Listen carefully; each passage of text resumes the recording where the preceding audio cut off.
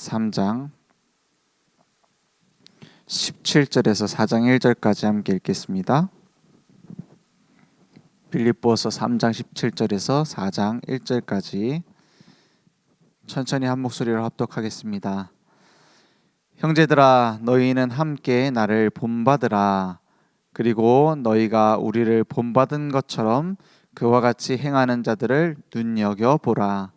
내가 여러 번 너희에게 말하였거니와 이제도 눈물을 흘리며 말하노니 여러 사람들이 그리스도의 십자가의 원수로 행하느니라. 그들의 마침은 멸망이요 그들의 신은 배요. 그 영광은 그들의 부끄러움에 있고 땅의 일을 생각하는 자라. 그러나 우리의 시민권은 하늘에 있는지라. 거기로부터 구원하는 자 곧 주 예수 그리스도를 기다리노니 그는 만물을 자기에게 복종하게 하실 수 있는 자의 역사로 우리의 낮은 몸을 자기 영광의 몸의 형체와 같이 변하게 하시리라. 그러므로 나의 4장 1절이죠. 그러므로 나의 사랑하고 사모하는 형제들, 나의 기쁨이요 면류관인 사랑하는 자들아, 이와 같이 주 안에 서라. 아멘. 주 안에 서 있으면 됩니다. 날마다 우리에게는 문제가 올 수 있죠. 어려움이 올 수 있죠. 갈등과 핍박도 올 수 있습니다. 그 속에서 중요한 건 뭐냐? 그것을 자세히 보고 내가 이 문제를 어떻게 해결해야 될까 아무리 찾아봐도 답이 안 나올 때 있습니다. 우리가 해결할 수 있는 문제는 해결하면 되죠. 간단한 문제, 쉬운 문제 우리가 하면 됩니다. 근데 그런 문제가 아니라 하나님의 계획이 있는 숨은 문제들이 있어요. 오래된 문제도 있습니다. 내가 해결할 수 없는 문제들이 있다 이 말이에요. 거기에는 뭐가 있냐? 하나님의 더 좋은 다른 계획이 있는 겁니다. 그것을 찾지 않고 그걸 놓치고 내가 열심히 방법을 찾아갖고 한다? 한겨오게 돼 있습니다. 그래서 그런 문제들 앞에서 가장 먼저 찾아야 되는 길이 뭐냐? 내가 누구인가 하는 겁니다. 그런데 내가 누군가 찾으려고 하니 누군가 정해주는 거잖아요. 다 누구 엄마고 누구 동생이고 누구 형이고 누구 그게 다 누구를 통해서 정해져요. 내가 직장을 어디 다니니까 내가 어디 뭐 회장이고 사장이고 부장이고 그거 다 내 정체성이다 이렇게 하는데 사실 누가 정해준 거 아닙니까? 다 바뀌는 거잖아요. 내가 누구인지 어디서 찾습니까? 하나님이 부르신 내가 누구냐? 하나님이 정하신 내가 누구냐? 여기서 찾아야 돼요. 안 그러면 어떻게 되냐? 사람들이 보는 모습 가지고 자기를 판단하게 돼요. 평가하게 돼요. 아이들도 그렇게 막 방황할 일이 없는데도 내가 누군지 못 찾는 이유가 뭐냐? 내 학업 성적이 잘 안 나온다. 이런 거에서 막 자기가 눌려 있어요. 하나님 입장에서는 아무 상관도 없는데 우리가 막 거기 눌려 있고 내 상황이 어떻고 내 모습이 어떻고 그리고 실제로 성적이 잘 나오는 아이들하고 성적이 잘 나오지 않는 아이들하고 큰 차이 없거든요. 근데 자기들은 굉장히 커요. 그래서 스스로 이제 세상의 문화에 막 빠지기도 하고요. 왜 그러냐? 남이 정해주는 나를 자꾸 찾으려고 그래서 그래요. 하나님이 부르시는 나는 누구냐? 하늘 시민권자다 그랬어요. 하나님 나라의 시민권자다. 뭐 지나갈 때 뭐 인사하면서 예수는 그리스도 모든 문제 해결자, 너는 하나님 자녀, 이 인사하는 게 아무것도 아닌 것처럼 보이죠. 근데 결정적 순간에 내가 누구냐? 거기서 나오는 겁니다. 정체성. 나를 하나님의 자녀로 부르셨어요. 나를 남은 자로 부르셨어요. 나를 이 땅에 살면서 이 땅을 위해 사는 자가 아닌 순례자로 부르셨어요.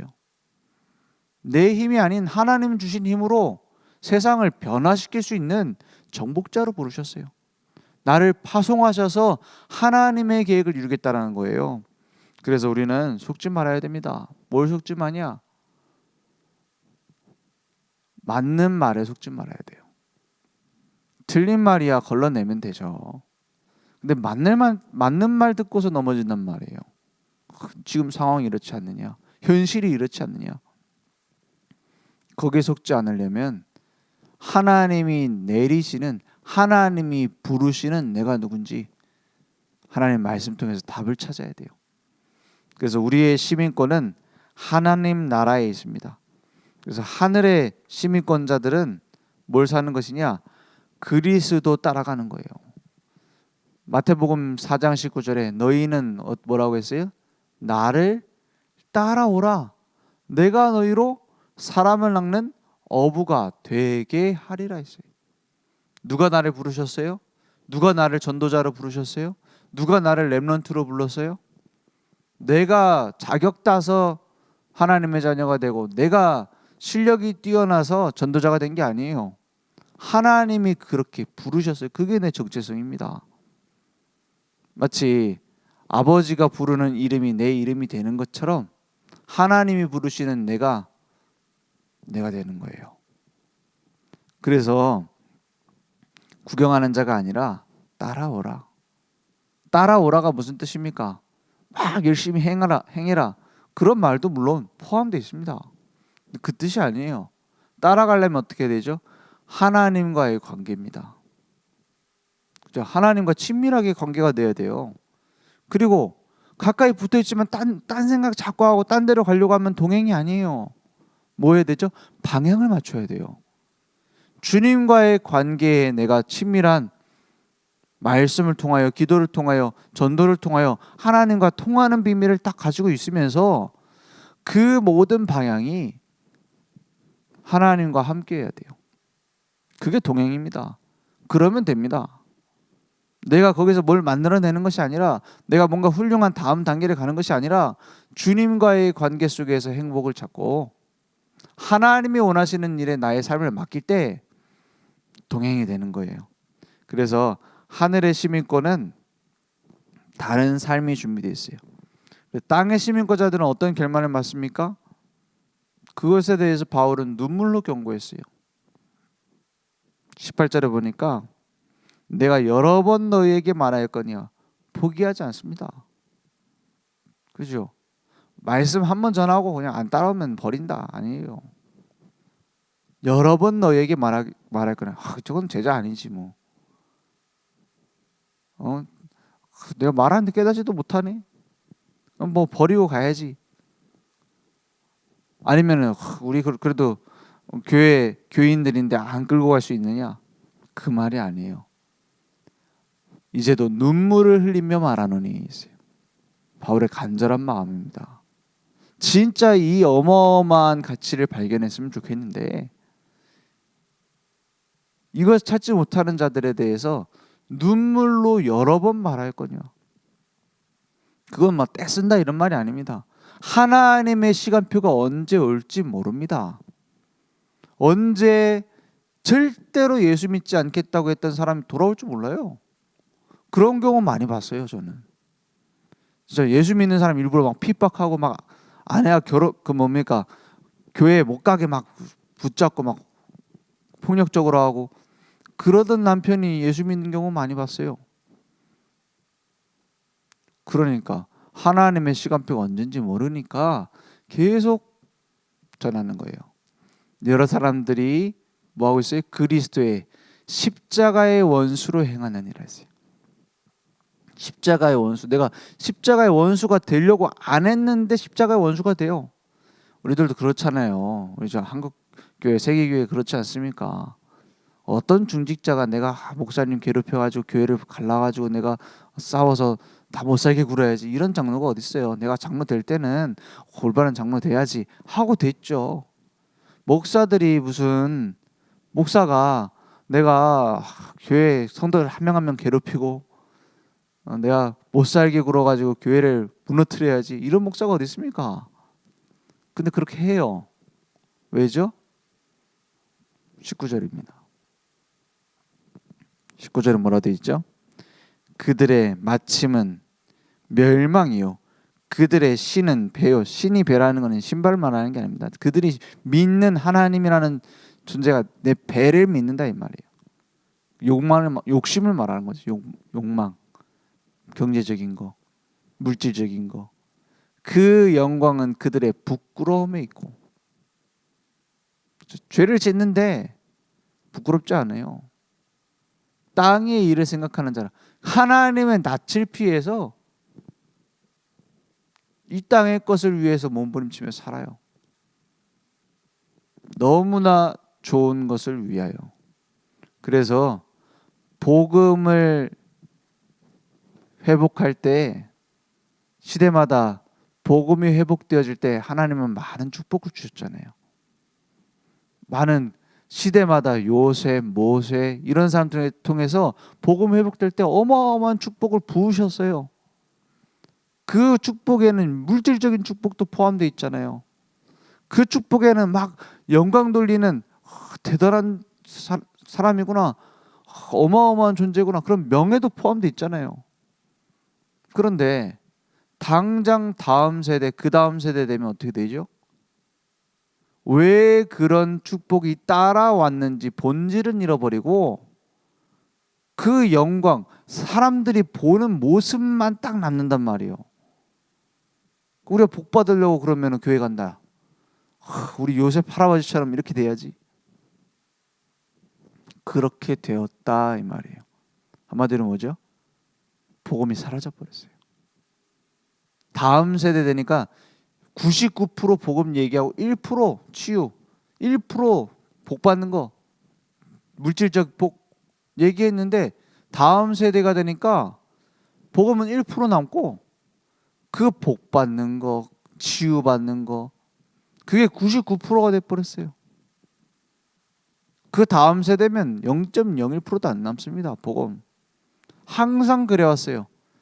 복음은 핍박으로 사라진 것이 아니었고, 복음은 누군가 강한 통치자가 나와서 이제 예수 믿지 말아라 한다고 막혀진 것이 아니었고, 항상 복음보다 더 사랑하는 것으로 없어져 버렸어요. 그래서 타락은 어디서 왔습니까? 왜 십자가의 원수를 행합니까? 십자가 원수 돼야지 아니에요. 오히려 십자가를 이용해요. 오히려 십자가를 강조해요. 그러면서 뭘 따라가요? 배를 따라가요. 욕망을 따라가요. 십자가 십자가 얘기하면서 오직 예수, 우리를 따라오라 하면서 뭐예요? 다른 것을 위해서 살아요. 너무나 많습니다. 지금도 많습니다. 곳곳에서 계속될 겁니다. 그래서 바울은 거기에 대해서 눈물을 흘리며 말했다 했어요. 세상 사람들은 우리는 막 로마 시민권자야, 우리는 유대인 중에 유대인이야, 난 바리새인이야, 이런 걸로 싸우고 있었어요. 빌립보 교회가 그렇게 싸우고 있었어요. 빌립보가 주로 어떤 사람들이 많았냐면 로마의 퇴역 군인들이 많았대요. 그런 사람들이 많은 지역이었고 큰 대도시였고요. 유대인들도 많이 살았어요. 흩어진 자들이라고 하죠. 그 사람들이 많이 모여서 교회가 되다 보니 뭐가 돼요? 내가 무슨 장군이었어? 내가 퇴역하기 전에 어디까지 했어? 그런 사람들도 많았어요. 내가 로마 시민권자였어. 그런 사람이 많았다니까요. 나 유대인 중에 유대인이야, 나는 바리새인 중에 바리새인이야, 이런 걸로 갈라져 싸우는 사람들이 많았기 때문에 바울이 강조하는 거예요. 내가 로마 시민권자고, 내가 남에서부터 로마 시민권자였고, 내가 바리새인 중에 바리새인이었고, 가말리엘의 제자였고, 그 최고로 쳐주는 학자 아닙니까? 그 당시에. 그런데 그 모든 것을 내가 뭐로 여긴다고요? 배설물로 여기면. 이 말이 이 빌립보 교회의 분열과 싸움에 대해서 보면서 나온 거예요. 이 배를 신으로 모시고 있고 자기 자신이 하나님의 자리에 가 있는, 우상을 섬기고 있는 십자가의 원수된 자들이 하고 있는 그 모습을 보면서 한 얘기라니까요. 그런 걸로 싸울 이유가 있느냐? 진짜 복음의 가치 너네들 확인해 봤냐? 이 얘기를 하는 겁니다. 진짜 십자가가 그 정도냐? 진짜 우리가 뭐 체질 갖고 상황 갖고 나눠서 싸울 일이냐? 복음이면 끝이 아니냐?를 자꾸 얘기하는 겁니다. 그리고 무슨 시민권 갖고 얘기하냐? 내 시민권은, 우리의 시민권은 하늘 시민권이다. 교회도 그런 경우 많아요. 교회 안에 무슨 대학 모임, 그런 모임이 없어야 됩니까? 우리는 판사들 모임, 그런 것도 필요할 수 있죠. 복음 전하는 일을 위해서 판사들도 복음 전할 수 있는 일 아닙니까? 의사들 모임, 그게 손에 댈 일 있겠습니까? 그런데 그걸 만드는 사람들의 머릿속에 뭐가 있냐는 거예요. 그런 특권층을 만드는 마음속에 뭐가 있냐는 겁니다. 전도와 선교입니까? 아니면은 이 땅의 것입니까? 우리는 호남 사람들 모임도 있고 그러더라고요. 큰 교회는 호남 사람들 모임, 영남 사람 모임 이런 것도 있는 교회도 있더라고요.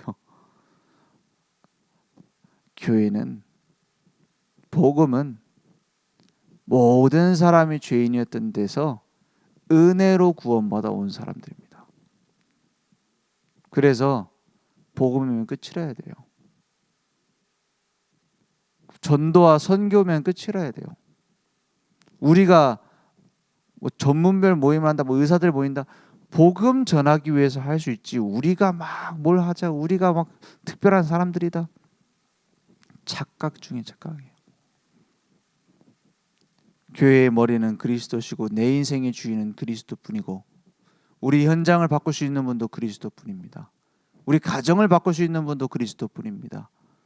내 인생을, 아무것도 아닌 물 같은 인생을 포도주로 바꿀 수 있는 분도 그리스도뿐입니다. 오늘 그 한 가지 답을 내므로 하나님 나라의 시민권자다운 삶을 사는 증인들 되기 바랍니다. 그러면 어떤 것이 하나님 자녀다운, 하늘 시민권자다운 삶입니까? 오직 복음 안에서 올바른 정체성을 회복하는 거예요. 어떤 모습을 갖고 살아야 된다, 우리가 뭔가를 보여줘야 된다, 우리가 빛과 소금으로서 살아내야 된다가 아니에요.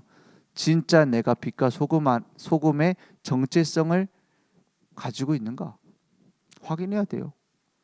하나님 자녀답게 살아내는 것 이전에 하나님의 자녀가 맞는가? 그 안에서 주님께서 나와 함께 동행하고 계시는가? 그 내적인 올바른 정체성의 회복이 먼저 돼야 되지, 정체성을 보여주는 게 먼저가 아니라니까요. 촛불이 아무리 작아도 어둠 가운데 들어가면 사방을 비춰요. 내게 빛이 있는가 없는가도 모르는데 막 비춰야지, 열심히 해야지. 죽습니다. 영적으로 죽게 돼 있어요.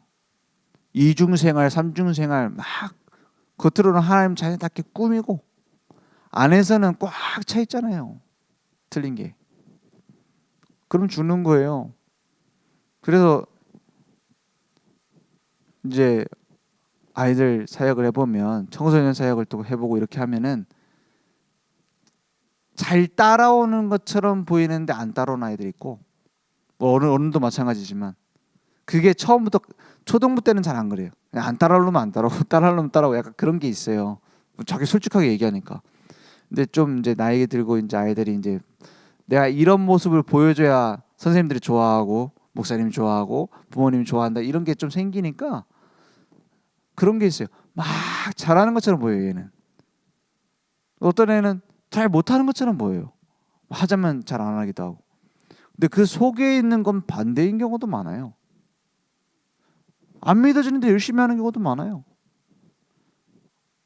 믿고 싶어서 진실하게 하나님 앞에 나오고 싶지만 자기 상황이 안 돼서, 혹은 그런 감추는, 포장하는 기술이 없어서 자기가 헤매고 있는 것처럼 보이는 아이들도 많아요. 그래서 우리가 쉽게 판단해서는 안 돼요. 우리 자식 이거 언제 예수 믿겠나? 언제 돌아오나? 그것은 하나님 손에 있어요. 나중에 가가지고 어떤 사람이 더 잘 믿을 것인가? 그건 하나님 손에 있어요. 우리가 쉽게 판단해서는 안 됩니다. 그래서 뭘 알아야 되느냐? 그건 나도 마찬가지예요. 내가 이래서 되겠느냐? 제일 많이 정죄하는 게 나예요. 나 때문이지. 내가 잘 믿으면 이 자식들 잘 될 건데. 그런 경우 없는가요? 내가 진짜 올바른 복음을 가지고 빛과 소금 같은 삶을 살았으면 우리 남편이 돌아왔을 건데. 그런 생각하시나요? 그러면 내가 잘 살아내면은 영혼을 구원하나요? 내가 잘 살아내면은 후손들이 잘 되나요? 그 어떤 면에서 기복신앙 아닙니까? 그죠? 물론 우리가 복음의 모델이 돼야 되고 다른 사람들이 본을 보여야 되고 하나님 자녀다운 삶을 보여야 되는 게 맞아요. 근데 모든 걸 내 마음대로 할 수는 없어요. 중요한 건 뭐죠? 하나님의 때 하나님의 시간표를 두고 내가 누군가 복음에 집중해야 되는 거예요. 그래서 언제 고쳐지냐? 상관없습니다. 언제 돌아오냐? 상관없습니다.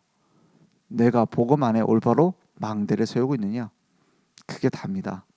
그래서 오직 복음 안에서 정체성이 확립되면 일단 내가 편안해져요. 아니 그 사람 언제 예수 믿을지 알고 내가 막 카운트다운 합니까? 불신자 남편이 있어도 내가 평안해야 돼요.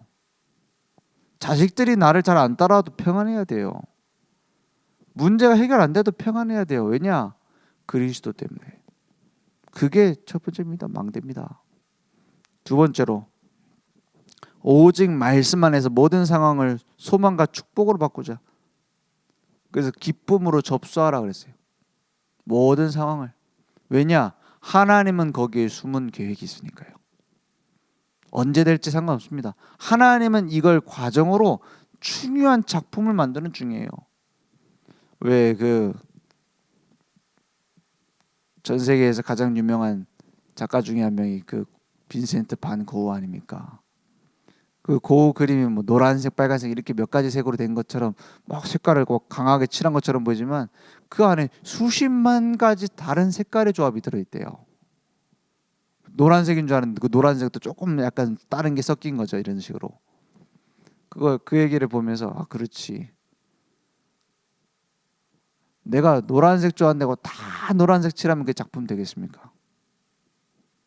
내가 까만색 좋아한다고 까만색으로 다 칠해놓으면 그 작품이 되겠어요?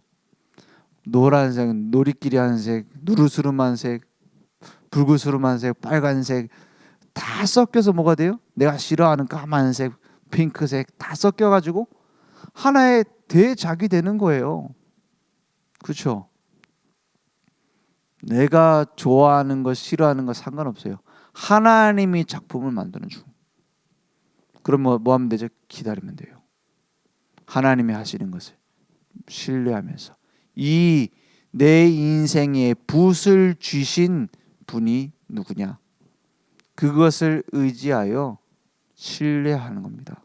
그래서 말씀 따라가는 거예요. 말씀 따라. 말씀을 약속으로 붙잡고 따라가면 됩니다. 그래서 오직 기도의 힘으로 최고의 응답과 축복 확인하면 돼요. 방금 전에 말씀은 우리의 등이요 빛입니다. 그래서 말씀 따라 방향을 가지고 가면 돼요. 말씀 따라 진행하면 됩니다. 그 길을 갈 수 있는 힘은 어디서 오냐? 기도에서 와요. 아니 불안한데 어떻게 안 불안한 척합니까? 기도 속에서 하나님이 주시는 힘으로 안 불안할 수 있는 힘을 얻어야 되는 거죠. 그렇죠? 넘어설 수 있는 힘을 주시는 거죠. 오늘 그러한 기도의 비밀 속에서 영적인 온도계가 올라가서 내가 따뜻해지면 주변 따뜻하게 바뀌어요. 내가 차가워지면 주변도 얼어붙어요. 그럴 수 있는 영적 온도계를 우리에게 주셨어요. 그래서 오늘 복음 안에서 내가 하나님께로 향하고 내가 누구인지 확인하면 현장은 따라오게 돼 있습니다. 후대들 따라오게 돼 있습니다. 보고 알게 돼 있습니다. 오늘 그러한 응답이 우리에게 있기 원합니다. 기도하겠습니다. 하나님 감사합니다. 오늘도 예수는 그리스도 나의 모든 문제 해결자요 우리 현장의 모든 문제 해결자요 237 나라 5천 종족 땅끝까지 유일한 답이 되심을 믿습니다.